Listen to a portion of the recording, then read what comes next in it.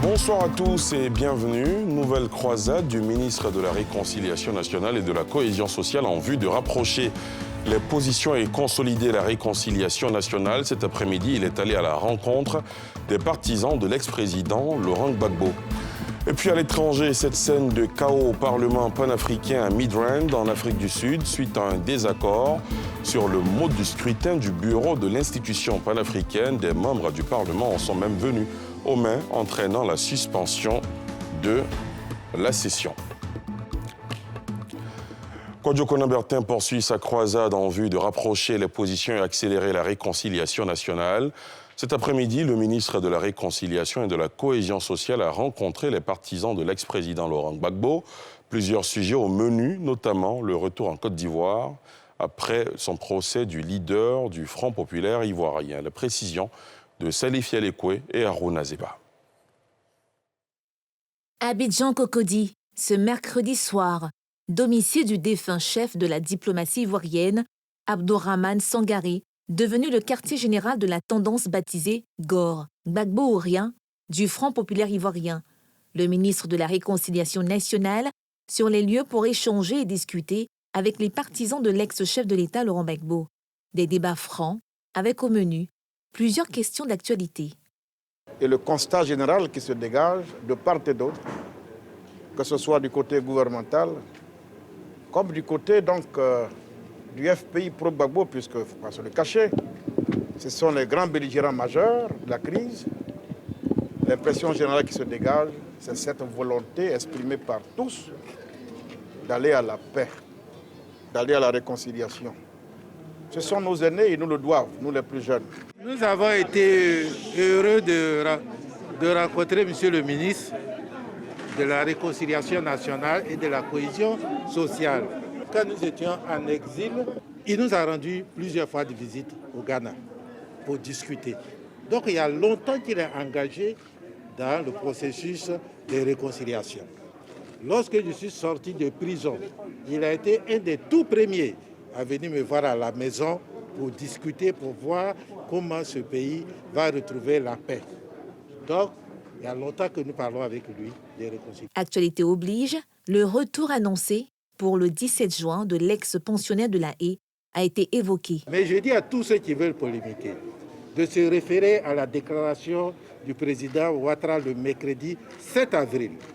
Il a dit ceci: Laurent Gbagbo et Charles Blé Goudé peuvent rentrer en Côte d'Ivoire quand ils veulent. Je suis prêt à prendre en charge leurs frais de voyage. Je pense que c'est l'essentiel. Les deux parties sont en négociation, en discussion, pour que ce retour soit un retour apaisé. Maintenant, que ce soit le chef de l'État ou le gouvernement, nous savons qu'ils sont d'un pays de droit. Gbagbo est un homme libre, acquitté. C'est à lui de décider de quand il vient dans son pays. Nous avons appris qu'il vient le 17. Nous prenons acte.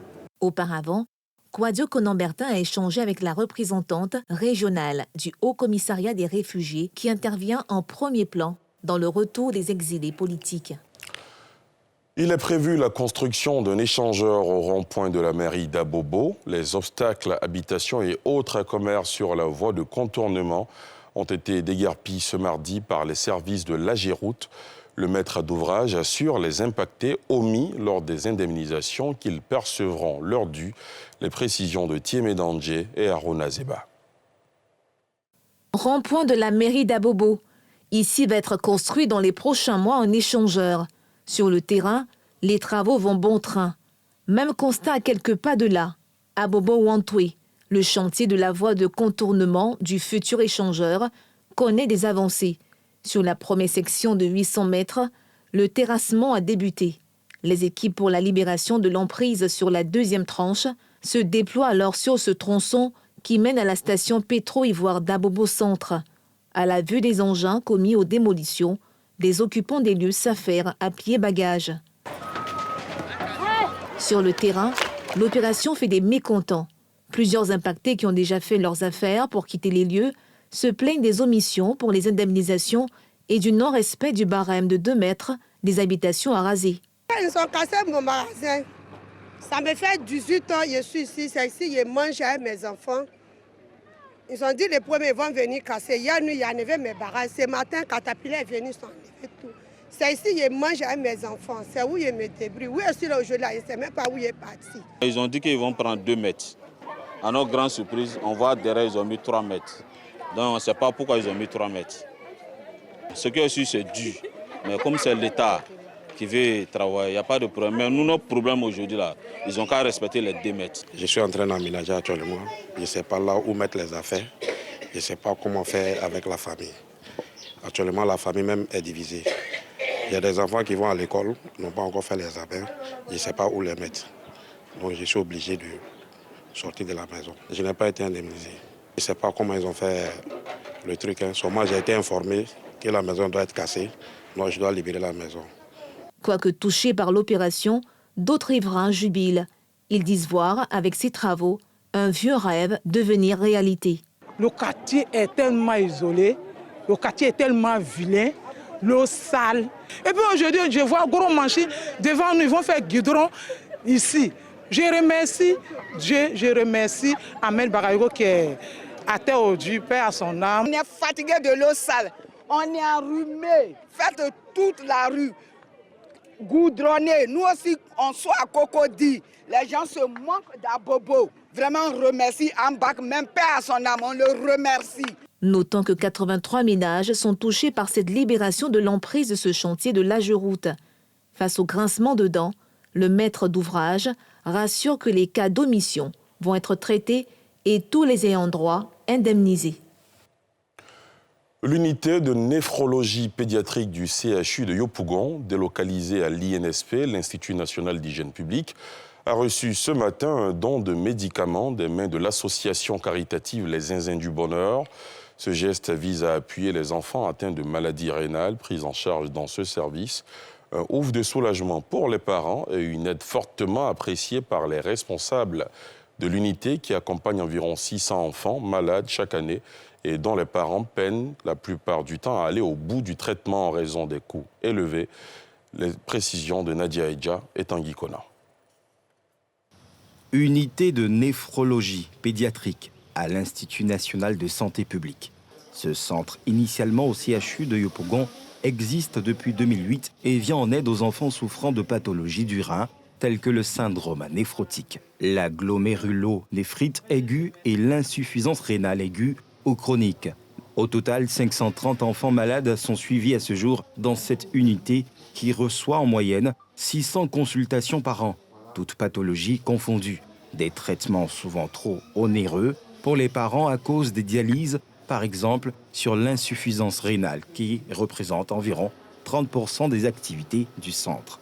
Entre la cessation d'activité pour les parents, les contraintes nutritionnelles en raison des interdits alimentaires et les frais de transport, les raisons d'abandon du traitement au péril de la vie de l'enfant sont légion. On a 80% d'abandon parce que les parents commencent et puis après, à la longue, ils s'épuisent, les revenus diminuent et puis bon, on ne peut plus continuer les séances. Et c'est sûr que ces 80%-là, c'est 100% des décès à domicile. Parmi les partenaires privilégiés qui viennent en aide à l'unité, on peut compter l'association caritative Les Zinzins du Bonheur. Depuis 2018, elle se tient aux côtés des enfants malades de cette unité. Un ouf de soulagement pour les parents. À un moment donné, j'ai vu le docteur Diarassoulaye, je suis essoufflé. Il dit c'est par rapport à quoi? Le transport, il dit le transport, y compris tout ce que nous faisons. Ce 2 juin, l'ONG vient de renouveler son appui aux côtés de l'unité de néphrologie pédiatrique, à travers des dons en médicaments d'une valeur d'environ 2 400 000 francs CFA. Une initiative en mémoire du professeur Adonis, ex-chef du service de cette unité, décédé l'an dernier au cours d'un accident de circulation. Ce sont des dons de médicaments essentiellement et pour la prise en charge de la dialyse de certains enfants. Ils ne sont pas essentiellement destinés aux enfants souffrant de l'insuffisance rénale, mais tout type de maladie rénale de l'enfant. Un geste fortement apprécié par le centre qui incite toutes les organisations compétentes à venir en aide à ces enfants dont le seul rêve est de profiter pleinement de l'innocence de leur âge. L'Institut national de santé publique initie depuis quelques jours une campagne de démoustification afin de prévenir contre d'éventuelles pathologies telles le paludisme et autres maladies vectorielles. À l'approche surtout de la saison des pluies, l'opération de démoustication qui va s'étendre dans plusieurs villes du pays a démarré ce matin dans le quartier de la Riviera 3 à Cocody. Nadia Eja, Fulgence Kissiedou. Riviera 3, cité à Labra. Cet après-midi, l'équipe d'intervention rapide de l'Institut national d'hygiène publique est sur le terrain pour une séance de démoustication. Une action sollicitée par les habitants de cette cité et qui vient à point nommé en cette saison des pluies qui s'annonce. Les populations se plaignent beaucoup des nuisances des moustiques qui sont entre autres vecteurs de plusieurs maladies, notamment le paludisme, la dengue, la fièvre jaune et j'en passe. Il faut dire aussi que nous sommes d'entrée déjà dans la saison des pluies.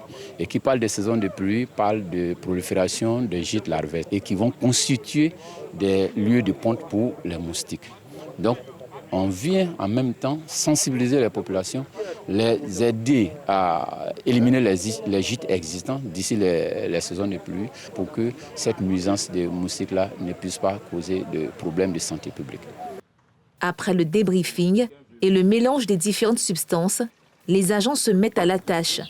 Tous les récipients susceptibles de retenir de l'eau et donc de contenir des gîtes larvaires de moustiques sont passés au crible. Après cette étape de lutte contre les moustiques au niveau larvaire, nous pensons maintenant à un traitement spatial pour éliminer les moustiques adultes. Les lieux où les véhicules ne peuvent pas passer, on a des appareils portatifs avec lesquels les applicateurs sillonnent dans les rues pour tuer ces moustiques-là. Et on profite aussi pour faire quelques séances de pulvérisation intra-domiciliaire. Après cette zone de la Riviera 3, la commune de Trècheville, les villes d'Aboisseau, d'Adiaké, de Dabou et de Jacquesville seront visitées par cette campagne de démoustication qui s'étendra jusqu'au 14 juillet prochain. Créé en 1997 et fonctionnel 2 ans après, le lycée Jeunes Filles de Yopougon accueille aujourd'hui plus de 6000 pensionnaires. Cet établissement d'enseignement général rencontre quelques difficultés d'ordre infrastructurel. En marge d'une activité récréative en prélude aux vacances scolaires, nos reporters Brice Niawa et Mathurin Badé ont rencontré les dirigeants et les élèves de ce lycée. Lycée Jeunes Filles de Yopougon. Cet établissement de formation générale est sorti de terre en 1997. Construit sur plus de 4 hectares, l'institution entend faciliter l'accès à l'éducation à tous et surtout aux jeunes filles. Aujourd'hui, ce sont plus de 6300 filles qui sont encadrées. Au niveau des affectations, des sélections, je pense que les moyennes sont assez fortes pour venir ici. Et il faut permettre aux filles d'aller jusqu'au niveau bac, donc, et les maintenir dans leur école. Le lycée Jeunes Filles de Yopougon, c'est aussi les activités socio-culturelles. Le conseil d'enseignement et d'éducation musicale organise une journée récréative en cette fin d'année. Pendant nos cours, on a remarqué que ces filles avaient du talent caché. Et on a décidé d'organiser un festival pour dévoiler, détecter le talent qui est en ces filles-là. Et durant toute l'année, elles ont durement travaillé. On a bien voulu, avant de partir en congé, permettre à ces enfants-là de se défouler et de déstresser et puis aller passer de bonnes vacances. Au programme, on a le chant choral, on a karaoké, on a la danse, on a la cuisine et puis le slam. Les années précédentes, ça n'a pas pris, n'est-ce pas, je dirais, cette envergure-là. On a juste fait ça de manière assez symbolique. Mais cette année, on s'est dit qu'il faut qu'on puisse élargir le champ d'action de ces activités-là parce qu'on veut toucher à tout en même temps, étant donné qu'il s'agit de la culture. La culture n'a pas de limite, n'a pas de frontières. Mon professeur DJC m'avait demandé de me présenter. Moi, je lui ai dit que je n'avais pas l'habitude de faire ce genre de choses. J'étais plus dans les trucs de poésie, des discours et autres. Mais elle m'a encouragée, puis elle m'a demandé d'essayer quand même d'écrire quelque chose. C'est en 2005 que le collège Jeunes Filles de Yopougon est devenu un lycée, formant de la 6e à la terminale. Une formation de qualité qui suscite beaucoup d'intérêt chez ses partenaires. Cependant, de nombreux défis encore restent à relever selon la proviseure du lycée, notamment la construction de nouvelles salles de classe pour une double vacation simple et surtout qui permettra d'accueillir plus d'élèves. Le chef central des lobbies de Côte d'Ivoire, le patriarche Bitaté Ien, a enfin un successeur 1 an après son décès. L'installation du nouveau chef s'est faite en marge de la 4e édition du Djokabinan, la fête du Mil. La cérémonie a vu une forte mobilisation des lobbies du Ghana et du Burkina Faso. Le récit de Pierre Dipomelin. La 4e édition du Djokabinan, la fête du Mil, en pays lobby, n'était qu'un prétexte pour le Conseil des sages qui comble une attente de plus d'1 an. La désignation de Sib Virkone en qualité de chef central des lobbies de Côte d'Ivoire. Son installation se fait dans la pure tradition. Le bir et le bourg, des danses populaires de réjouissance, sont en attraction. Vous avez assisté vous-même à l'installation de notre chef, le chef des lobbies de Bouna, qui est le chef par préséance de tous les chefs lobbies de la région du Bunkani et par ricochet, le chef central de tous les lobbies de Côte d'Ivoire. L'ensemble des chefs venus de partout se sont associés pour s'accorder sur la continuité en demandant à cette équipe non seulement de continuer cette mission, mais cette fois-ci en qualité de chef investi de tous les pouvoirs. Les communautés lobbies du Ghana et du Burkina Faso ont apporté leur soutien au nouveau Djamala. Les lobbies de Bouna et ceux du Burkina Faso, notamment du sud-ouest, étant des frères, l'union fait la force. Et nous avons aujourd'hui la chance d'avoir au niveau du Bouna un chef central. C'est un devoir fraternel de nous mettre ensemble pour accompagner ce chef-là, l'encadrer de toutes nos prières et de tous nos encouragements, mais aussi de notre disponibilité en tant que lobby. Nous nous réjouissons d'être associés à cette manifestation qui regroupe tous les lobbies de Côte d'Ivoire, du Ghana, du Burkina Faso et de la diaspora pour célébrer l'unité et pour célébrer la cohésion sociale.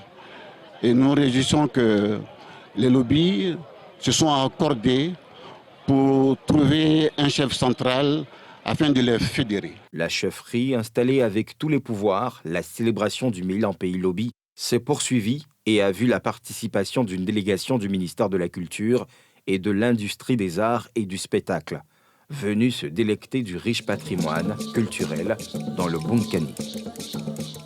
À l'étranger, cette scène de chaos au Parlement panafricain à Midrand en Afrique du Sud suite à un désaccord sur le mode du scrutin du bureau de l'institution panafricaine. Des membres du Parlement en sont même venus aux mains, entraînant la suspension de la session.